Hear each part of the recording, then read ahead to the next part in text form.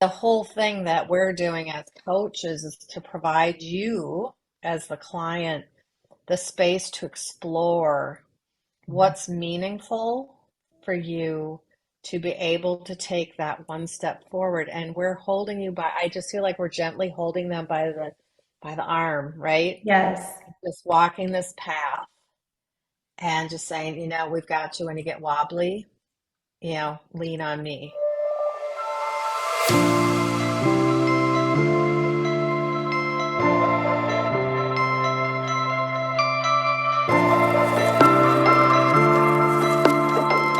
Hello, hello, everybody. I'm really, really excited because tonight, well, wherever you're at, it could be today, it could be in the afternoon, it could be the morning, wherever you're at. But I am interviewing someone who is very special to me, and I'm excited for this episode. So, Cynthia, or Cindy, as we lovingly call her, Upton, is a certified grief coach and a B.R.E.A.T.H.E program facilitator. So, she's been trained through the Confident Grief Coach program. And she also was credentialed through the International Coaching Federation as an associate certified coach. And I know that she's working very diligently to get to the next level, the PCC level. I just want to share that Cindy has been instrumental in helping me. We're doing some work together, soon to be announced, about how we're expanding the Confident Grief Coach School. So I'm very, very happy and filled with gratitude for the work that she's doing with me. Cindy evolved into the grief coaching journey through firsthand experiences, having first met grief at a very early age through the death of her brother. So she really learned firsthand the pain, the challenges, the healing, all of that that is part of family grief. And she was introduced to many other phases of grief and loss as an adult. And in a quest to really process those losses while moving forward, she discovered coaching. She started her career path as a graduate of George Mason University with a communications degree. Awesome stuff. And fortunately, an opportunity landed her in a marketing position in Italy, of all places. How cool is that to get a marketing position in Italy? And while there, she got married and made a significant career change. She became a mom. And her primary role since that time has been raising her four daughters. And everything was just like what would seem like a perfect life shifted and shifted dramatically for her. And I'm going to have her share her story that includes death of loved ones, devastating illnesses, divorce, all these different things and these major transitions, and being this mom who is so dedicated to her daughters and the transitions that go with being a mom. And as your daughters grow up and get married or leave the home, the empty nest, all of that. And I'm also going to share a little bit, I'll have her share a little bit about what she's been doing, in her life as far as work. She's done some really cool coaching stuff with tobacco cessation, that type of thing. But she also went down the path of becoming a certified spiritual coach. And that's where she really stepped into the life coaching, spiritual coaching, and then came into the grief coaching. So, as she states that her heart purpose is to partner with individuals and families adrift in grief, but ready to reorient to a new reality. So thank you so much, my friend, for Thank being willing you. to be on the show here. I'm very excited about this because I just know that you have a vast amount of lived experience and knowledge through your coaching and being a mom and all of that different stuff. So, do you want to talk a little bit? I briefly mentioned, but when that first period of grief entered your life when your brother died, and maybe just start sharing a little bit about your lived journey in as much or as little detail as you choose to do so. Sure. And thank you, Pat. I'm really honored to be here on your show tonight. And I love the Confident Grief Coach and so happy that I found my way to you. Me but too. Me too. um, yes, I was 13 years old. I come from a family of four brothers, and I'm the only girl. My brothers, the four oldest are stair step. It's my three older brothers and myself, and then 6 years later, my younger brother. And the brother that passed away was my second oldest brother. Stevie is his name. And he was 15 at the time. And Stevie and my dad had a very shared love of sports cars and motorcycles and all things fast. And um, he and my dad had taught him to drive. He had been driving, not with his driver's license, but dad would take him out, on country Hmm. roads and stuff like that. So he was a good driver. And when he turned 15, he participated with my dad in these, they were called autocrosses, and they would, it was like a rodeo for sports cars. So anyway, it was in one of these, autocrosses, they were driving back, and I remember it very vividly because I wasn't there. My older brothers and I, my other brothers and I had stayed home for the day, and there was a huge thunderstorm. And I live in Louisiana, and when these storms come in, they're just blinding. You can't see. And at that time, the highway they were on, it was a 2-lane highway with no shoulders. And the group that my parents were in, the autocross group, they caravan to and from wherever they were doing an event. And so my brother was in line with the group following, and a car got in front of them, in front of my brother, separated my brother from my parents. And so my brother pulled over, and I guess he couldn't see, and he hit a guardrail, and it skid him into another lane. Hmm. And so my parents, you can only imagine, they witnessed the whole thing. So Wow. they were supposed to be home that night, and I remember getting up very early in the morning, and they weren't there. And my dad called, and he said, "We're at the hospital. Stevie's been in an accident." And he said, "I just want you to know that whatever happens is in God's plan." So later that day, he passed. And So how old were you, Cindy? I was 13. Wow. So it was, I did not realize until I became a parent the pain of my parents. I saw them grieve, and my mother in particular she was just a faith filled woman. And she just, in her pain, she handled it with grace, and she had four other children that she needed to raise. And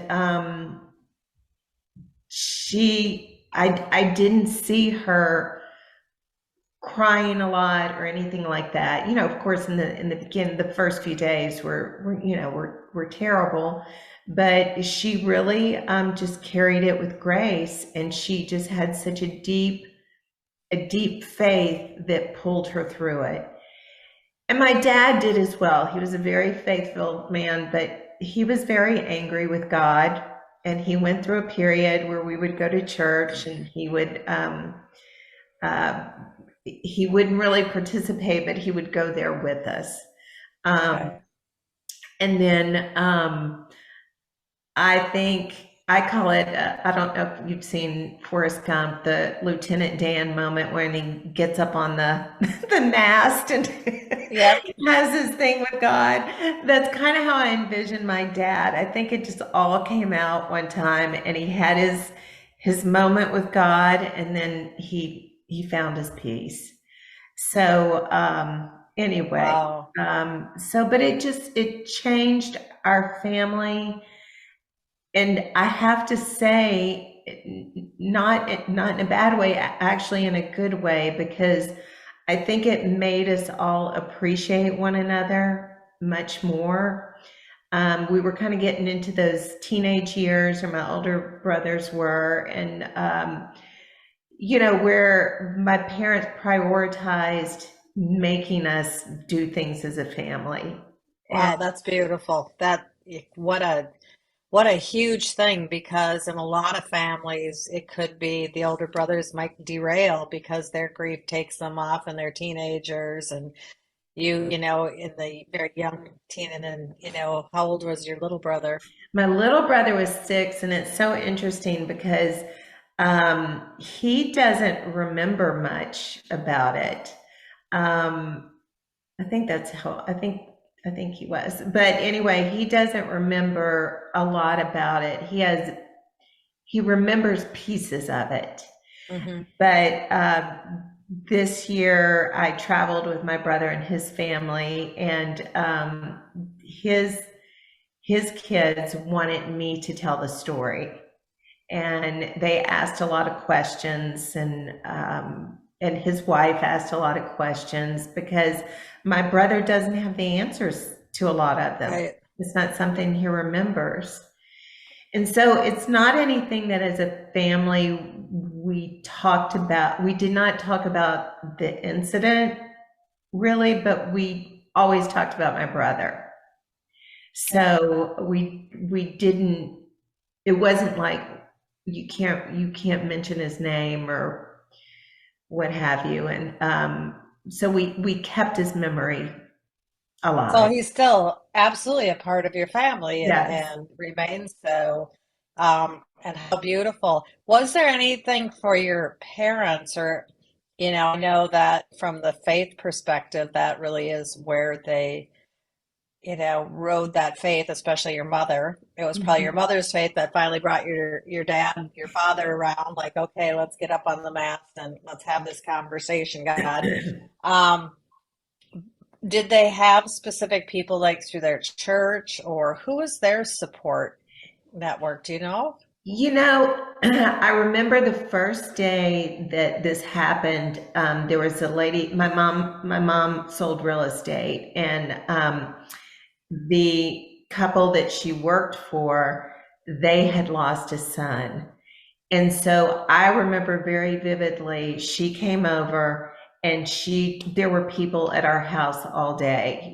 They rallied. I mean, we had food, for months, that kind of thing. But Right. I think she was one that provided some counsel to my mother and to support because she had been through the same thing. At that time, there weren't, I don't remember my parents going to counseling. It seems like at that time, I never really heard about anybody going to therapy or to counseling Right. or anything like that. So I know my mother had her tribe, so to speak. Um, I think I think my dad kind of bullied through it. And then later he started going on a retreat and he was faithful to that retreat till the year he passed. And it was a Mm. men's silent retreat. And I think that it was in those times that he was really able to process. Um, I think in the beginning, he probably just threw himself back into work. Very typical. Yep. And to take care of his family, he had children and a wife, and not uncommon for, grieving dads, that's where they're going to throw themselves into. Hmm. I love the fact, because you know a bit of my story with my mom. our next door neighbor lost a child years after Greg died. Greg was a baby, and their son Joey was like my best friend, and he was 3. But all those years they lived next door, they never talked to each other. No one ever Yeah. shared their loss. So that this woman, your mom's, the people who own that realty company, to come forward and hold her Hmm. emotionally, Hmm. and that your mom knew that there is a way to survive this. Probably didn't know how at the time, but just to have someone to lean into, just just because she was there, and she got it. She Yeah. understood, right? And Yes. so how beautiful. So you really learned at a young age, Hmm. we're kind of like deeply immersed into life changes in a moment, but also leaning into the spiritual aspect. And Hmm. I think, I definitely have my spirituality and my beliefs and that type of thing. But what I've seen is family members who lose that and cannot lean into a faith, their faith that there's something beyond here in this moment, in Hmm. this structured world. Those are the people who really struggle. And I'm not advocating go out and join a church or do whatever. People need to do what's Right. right for them. But when you talked about your dad going to this silent retreat, I just imagine that that's when he talked to Stevie. Hmm. Not just God, but that's when he talked to Stevie. And I just Hmm. I just wrote for my email and newsletter about consciously connecting with our loved ones because Yeah. they're not physically here. And it's for Valentine's Day. We're recording this the night before Valentine's Day, but there's so many people that are missing their loved one Yeah. and feeling so sad. Yet we teach in the Breathe coaching model that there's ways to consciously connect, by having a conversation, by writing a letter, maybe journaling a little bit. I pray to my mom. No, she's not a saint. She's not been declared a saint from my old Catholicism days, but I pray to her. Hmm. I look to her for counsel, and I believe that the answers come. Now, maybe the answers are within me, and that's just opening me up. But so you really started on this journey, and then let's talk about some of the other significant times when it felt like your life was just totally derailing. Not probably. The next time that it really totally derailed is in December 31st of 2002. My mother was diagnosed with terminal cancer, and it was just gut wrenching for my family. So, the diagnosis, the prognosis was not, it was terminal. And during this time, I didn't know this, but my husband at the time had planned to leave me on that day. Oh, wow. So didn't know there were some issues. So anyway, fast forward, and my mother was. They only gave her 3 months to live, and she ended up living a year and a half. But my husband at the time decided that June 1st was a good day to call it quits, and so my mother's dying, and my spouse walked out the door. Wow. So it was very shocking. It was very shocking for my children and myself. So it was rough. It was rough. And so that was really a time that was do I grieve for my, it sort of took away my being able to be with my mother and grieve, because I had to now take care of divorcing. And there were two things happening at the same time, and very life changing. Like I said, my former spouse left on June 1st, and I moved my children and myself into a new house. By that November, we were in a different house. Wow. Lots of extenuating circumstances that necessitated that.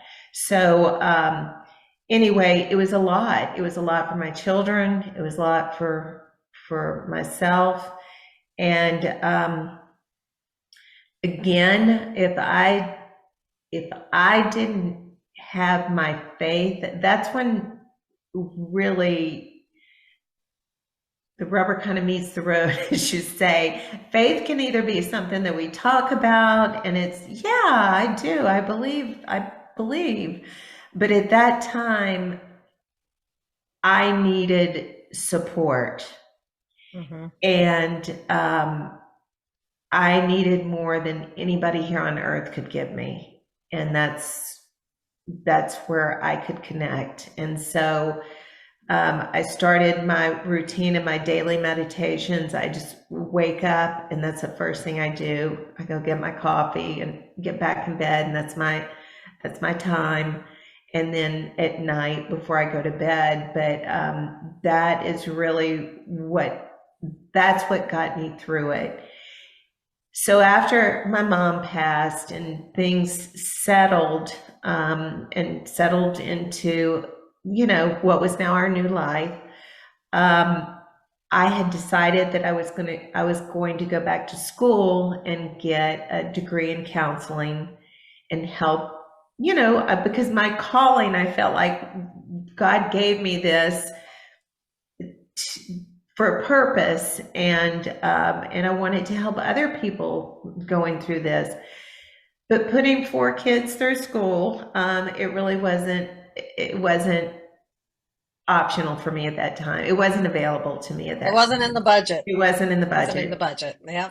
So anyway, when my youngest daughter graduated high school, I was still searching, and I don't even know how I came upon life coaching. I guess just in my searching for things to do. And I came upon Christian coaching, spiritual life coaching, and what have you. And a friend of mine introduced me to a counselor, a therapist. And so I said, listen, I just need to run this past you. I said, I'm really interested in doing this, but is this some internet thing? I mean, is Yeah. this real? I love it. Because this was in 2016, and everything was, there was no physical school. Everything was online. And she said, actually, yes, it is. She said that it's growing. Coaching is really growing. It's really flourishing. And she said the beauty is, she said, she was speaking from her perspective as a counselor. She said, I am so booked right now. And she said, I wish that I had somebody that did not have mental health, if they don't have mental health issues, if they just need somebody to walk with them, some accountability, they're in a healthy place of acceptance. She Hmm. said, I would definitely refer to a life coach. So Wow. it was a big endorsement for life coaching. And so that's where my journey started. And so then the way I got into tobacco cessation is one of my friends worked in that world in tobacco policy for tobacco prevention. And she was going to a training, and she said, you should think about this, Cindy, because then you could there was a program in Louisiana where there was a lawsuit, and people were their treatment was being paid for. And so she said, then you could get your coaching hours. And so um, that's what I did. Perfect. Yeah. Perfect. Perfect, right? Yes, all of these things just kind of come together. And so I'm just going back. So you had so much layered grief Hmm. because your mom's dying, your husband at the time decides, okay, this marriage is dying. So you have a Hmm. lot of death and dying going on. Hmm. Then you're grieving for your children Yes. who are grieving their family unit. You're grieving for yourself. You're grieving for your mom. I mean, it's just like a snowball effect of grief, and that you leaned into your faith. And when you were talking about that, I had one time my husband um, had sleep apnea, but we didn't know it. This was before sleep apnea was really diagnosed. And he's just gaining a lot of weight, and he was just like, just not himself. And intuitively, one night, I'm like, something's wrong. Is there something wrong? And he said, I didn't want to tell you because I'm afraid there's something really wrong. And I said, I'm taking you to the emergency room right now. And I took him to the emergency room, and his oxygen level, for anybody who's in the medical field, his oxygen levels were in the 40s, Wow. and his carbon dioxide was in the 80s. So he totally flip-flopped, right? And he was dying, and his organs were shutting down, and his kidneys were shutting down. And it was just like, and they told me if you had not brought him in, he probably would have been dead within an hour or so. And Wow. when we got him in there, we didn't know what was wrong. And so he's in the intensive care, and they're trying, just trying to figure out what the heck is going on with this guy. Because again, sleep apnea was not kind of the thing. And one evening, he was given a medication that I think it was just a standing order, PRN order for someone as needed for sleep.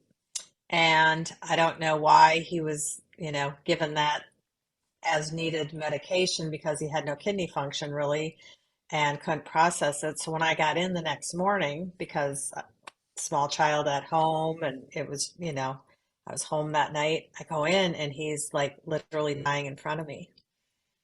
And I'm like, oh my gosh, how could this, what happened? What happened? And I remember I went home to take a break from the hospital and I knelt on my knees and I just said, God, I was all by myself, but I'm just like hollering, I need you. And when you said there's times in this world that there is nowhere else to lean on, you have to just lean into something that is Hmm.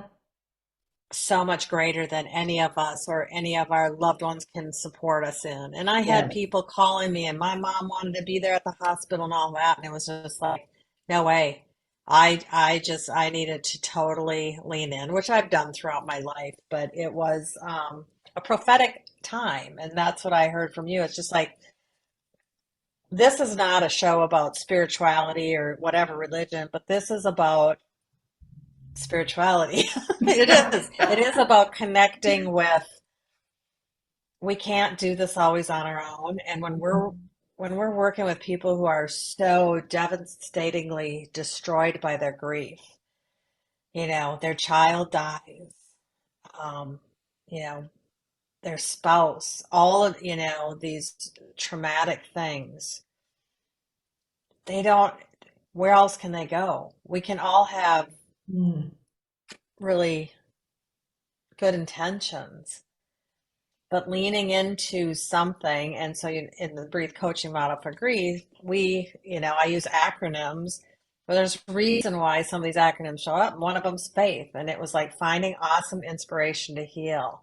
So for me, faith has many different faces and colors and shapes and sizes. And that's when we talk about faith. It's like leaning into our faith. It may be a spiritual. And I think Mhm. about your mom, you're Catholic, right? Mhm. I was born and raised a Catholic, not practicing for a lot of years. But I think about Mother Mary and how my mom always prayed, and Mother Mary, the Virgin Mary, was her go-to person. She didn't talk to God, she didn't pray, she prayed to Mary. Well, it only makes sense because that was a grieving, Mary was very much a grieving mother. So Yes. that heart to heart connection. So, like with your mom, I just imagine that really they just like they put it on the altar to Mary and just like, please help me. Please help me. My mother had a special relationship with the Blessed Mother as well. And one thing I have appreciated with the Confident Grief Coach School is I've learned about other forms of spirituality, and I've watched people in through their grief, how they connect to Yeah. whatever their spirituality is, and lean into to that. And that's been interesting for me.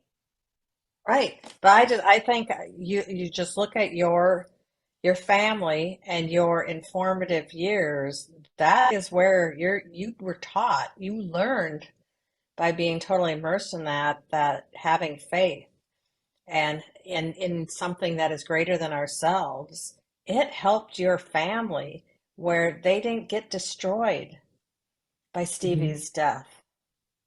You actually got stronger and bonded more. Mhm. And what a beautiful, beautiful thing. I thank you for sharing that because these stories are a lot. And now your children are grown. Mhm. And I just want to say, just looking across at you, you're the most amazing mother. You're one of the most amazing, Oh, nurturing mothers I've ever seen in the way that you have such a relationship with your girls. thank you. Thank you. They're lucky. They're really fortunate to have such a extraordinary, wise mother. Thank you, Patty. So one of the things that we do at the Confident Grief Coach School is we utilize a tool called human design, Mhm. which you had never heard of before, right? And as coming in, I hire someone to actually do a human design session, coaching session with each one of the students. And you are a projector in the human design world. And so the projectors, as my teacher Robin Wood would always say, are you're the wise guides of humanity, that you're sitting back and you're just really processing and seeing, you know, what's happening here and listening. And then when you speak, there's such jewels that show up because you just have this way.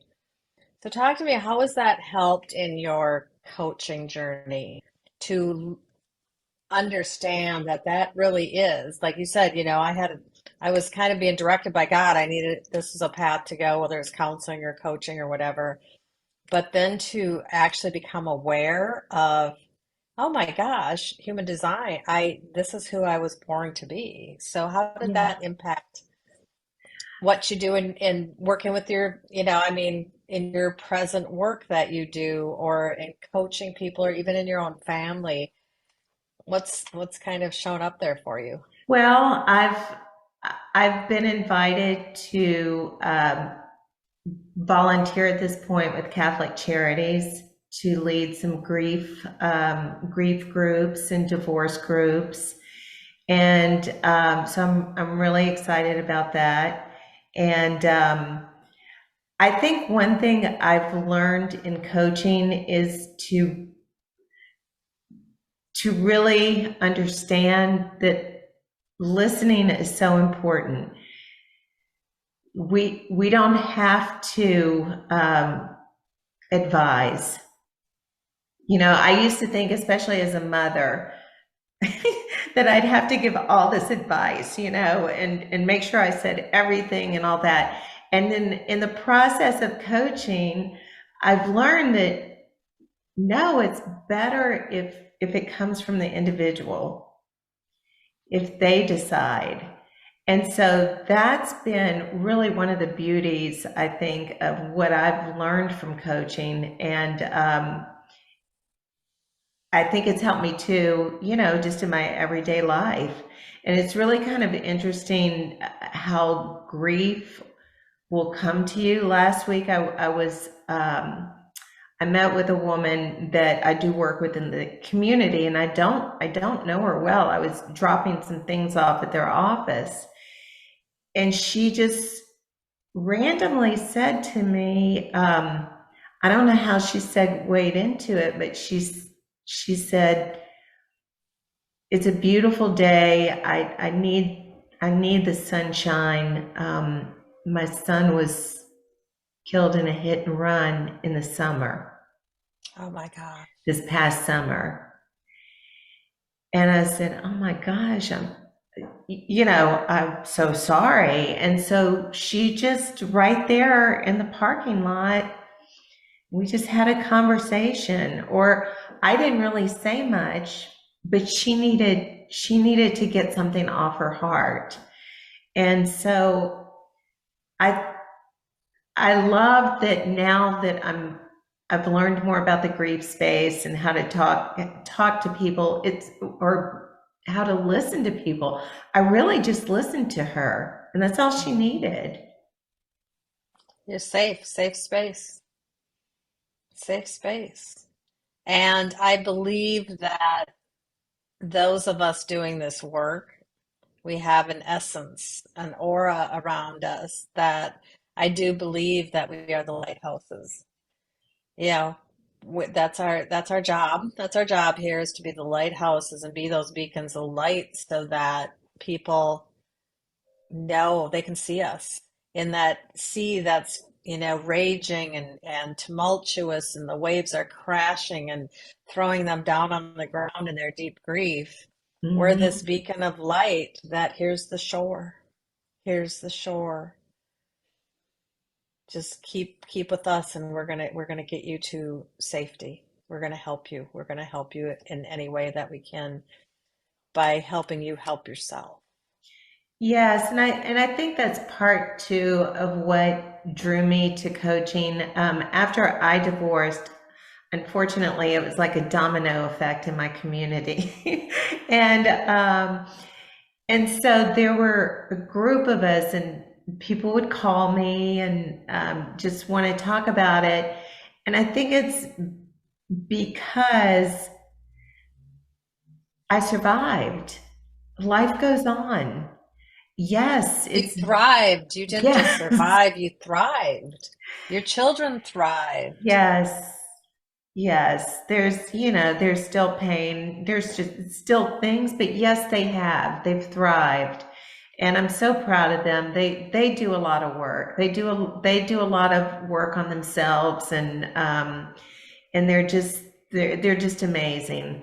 And I think that that's it. And that's really the women who were divorcing after me. It was kind of like, we need something. I need to, Yeah. okay, the counseling's not going to work out, but something needs to, Yeah. and Yeah. it's not that I have the answers, but I'm somebody to talk to. Right. Absolutely. Absolutely. So you're volunteering at Catholic, that's a new thing. Being able to volunteer for Catholic charities and help, people in divorce, helping people who are in the death and dying space, probably, and the grief. I mean, grief is so all-encompassing. Yes. When I talk about grief, I mean, mine actually was working with grieving moms, and that was where I started very specifically. But I too am a divorcee, you know, um, and going through that was a death. And I Mhm. don't think anybody, unless they've gone through it, understands, even if things were not great in the midst of it, we still signed those papers and committed that this was going to be for the rest of our lives. And so when that Mhm. dies, Yes. there's a whole, you know, dance that I always say dance, but dance that we need to do with life. And we can choose to either let it crumble us to the knees Hmm. and not seek the help like the time that I did for my husband. And he actually, we found out what the issue was, right? Can I just share that quick story? Yes. I dropped to my knees in the kitchen floor. I wasn't talking to anybody, and I just said, God, we need your help. I cannot, no, this cannot happen. This cannot be happening. We have three children. This cannot be happening. And I went back to the hospital and they said, we think we need to transport him to a bigger hospital. And there's someone that is a specialist in, you know, um, the lungs and respiratory and all of that kind of stuff. And they got him over there and she put him on what's called a BiPAP machine. People have heard of CPAPs, and they put him. And she goes, "I have no idea what's going on with him, but I just have this feeling to do this." And immediately it shifted, and he started getting well. Wow. And he's got sleep apnea. He'll have to be on this machine the rest of his life. But that is what all these symptoms and the weight and the kidney function, all of these things all had to do with that. And then it was like the next week, I think, that there was a major football player who died from sleep apnea. So I'm like the sleep apnea advocate. Anytime someone's snoring a lot around they should have a sleep study. But that was like that divine intervention that Yeah. by letting it go, something shifted. And whether, I believe in God, that was what I believed, is that God made sure, because I just laid it out there, and that Mhm. changed. And I think that's with, when we're going through these really trying times. And what we do when we're coaches is helping our clients. Like you said, you've heard lots of people, you've met so many people that we open the space. There is no judgment. And I don't care if you have a belief system, if you don't have a belief system. You can be Right. atheist, you can be agnostic, you can be fully immersed into it, you can hug your trees and go out and do forest bathing, you can, do anything, because Yes. I've done it all. I mean, I think I pretty much, but it's the whole thing that we're doing as coaches is to provide you as the client the space to explore what's meaningful for you to be able to take that one step forward. And we're holding you by, I just feel like we're gently holding them by the arm, right? Yes. Just walking this path and just saying, we've got you. When you get wobbly, lean on me. Yes. But you have the answers. I don't have the answers. I can't tell you where to go or what to do. I can just, be there. And that's what you do, is you hold that space so beautifully for people. Yeah, thank you. The You too, world is Pat. You do well. too. So let's talk a little bit about that. So Cindy and I have been collaborating with the Confident Grief Coach School, and it's just it's a journey. We really strongly believe in being certified coaches. We know that we're both certified through the International Coaching Federation, which is you know, I would say gold star standard Mhm. for coaching. Anybody can hang a shingle out and say they're a coach. Anybody can create a coaching program and say, oh, here's this coaching program. Really, pretty much anybody could say, I can certify you and print out a especially in this day and age, I can print off certificates and certify you as a certified coach. But when the Confident Grief Coach and the certification, when that was like a message that came to me a couple years ago, I knew that it needed to be blessed by the International Coaching Federation, that it was built on that structure, the core competencies, the ethics, that really incredible base of what coaching should be, to Yeah. make sure that it's safe and we're doing the right things for our clients. And so that's where the Confident Grief Coach certification came from. And now Cindy is working with me to help create a program that's just really focused on the core competencies of the International Coaching Federation. So it's really part of our, it's a course, it's a separate course than the Confident Grief Coach program, but um, we're working on having all of this so that people can feel like, if I want to be a certified coach, that they have the ability to do that through our model, from that perspective. So we hold those standards so deep within who we are. And so that's where Cindy's been like my absolute bestie, helping me do, because she's the wise guide to humanity, so she can bring some real wisdom. And I can attest to the fact, for everybody who's listening, part of what we do in creating these programs is we record coaching sessions. And so Cindy's been my coach. And we're doing real life coaching in those sessions. Real, I'm coming to her saying, I've got a challenge over here.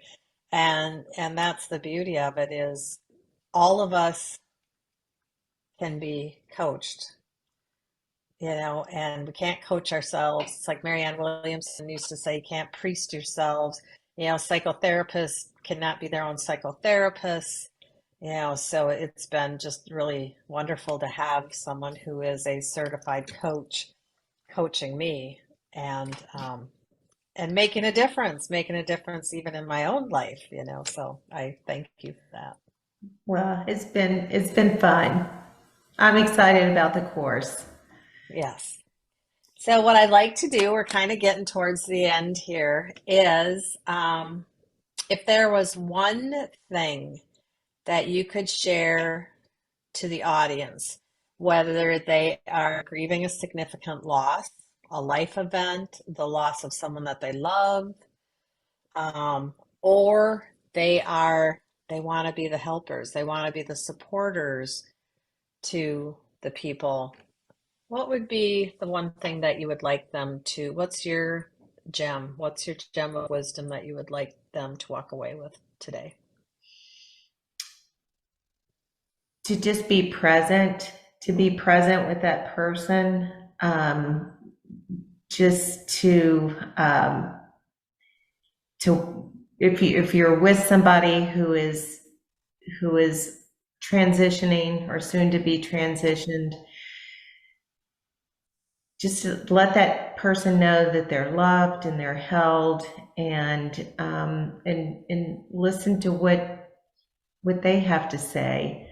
Um, it's been interesting in my own experience, in particular with my dad that passed 10 years after my mom. But on the day he passed, he was in hospice, but I put his headset on, and he loved listening to music, and he had his country songs going, and he'd tap his fingers to the music. And then as it got closer, I put on, he loved traditional Catholic music. And I will share this story. I put on one that had, um, not Immaculate Mary. Oh gosh, now I'm not gonna remember the song. Anyway, it was one of my mother's favorite songs. And so it came on as my dad, Ave Maria, as my dad was passing. That's Oh, the song that came on when my dad was passing. And the next day, I took the little boom box that we had the CD in, and I took it home with me, and I had the CD in there. And the next morning, I was getting ready and, just processing my grief and all that. And the boombox started playing, and it was Ave Maria. all by itself? Yes. Ooh, I love that. That's the stuff I love. See, that's what I hope that people will, you know, whether they're listening to us or the people that we're working with, it's not wooey, but life energy, it's energy. And our loved ones will be with us forever. Hmm. The love in our heart, the love in their heart never dissipates, because Einstein told us that, energy, we can't destroy it. We can't create it, we can't destroy it, but it can be transformed, and that's what happens. That's why the butterfly has always been my symbol since I was a little girl, is just that whole transformative process. And, that's what happens. So what a beautiful story. Yeah, it was pretty amazing. I know people probably think I'm crazy, it happened. Not the people that we hang around with, we Not don't our think. people, No, no, no, no, no. but it was just so comforting, and it just made me smile. And I said, "Okay, Dad, I hear you. I'm good." You know. I have a feeling for the rest of this evening, that's the song that's going to be going in my head too. I'm going to be singing it, probably not at the right pitch or, with as much grace and beauty as, the people that normally sing it in church or on, stages. But it definitely is a powerful, powerful, beautiful It's a song. And beautiful what a song. way to transition, right? Mm-hmm. Oh, it's so beautiful. Well, thank you so much for spending time with us Thank tonight. you, I'm Pat. looking forward to getting this episode up and running so that everybody can see the beautiful work that you do. We'll have your contact information in the show notes. Um, and for people in your area, yeah, where do you live? I mean, the Catholic Charities, is it a diocese? What is It's it? the Catholic Charities of Central Louisiana, and so I can send you the link to put in the show notes because that's how you schedule through that link. And I really encourage for those of you in Central Louisiana to, if you're listening to this and it's on your heart and you're thinking, wow, or someone, you know, check out the Catholic Charities page. We'll have it in the show notes so that that's a way that maybe you can connect with Cindy and just have a conversation, you I know, would love it. just like the conversation in the parking lot. Sometimes that's all we need is just to have that conversation and then see if it makes sense to move forward with someone who can support you, such as a grief coach or life coach, spiritual coach, whatever, you know, resonates for you. So thank you. Thank you so much. And Thank you, I know Pat. we'll see each other real quick here. So, Yes. all right. Take care, everybody. Thank you. Bye bye. Bye.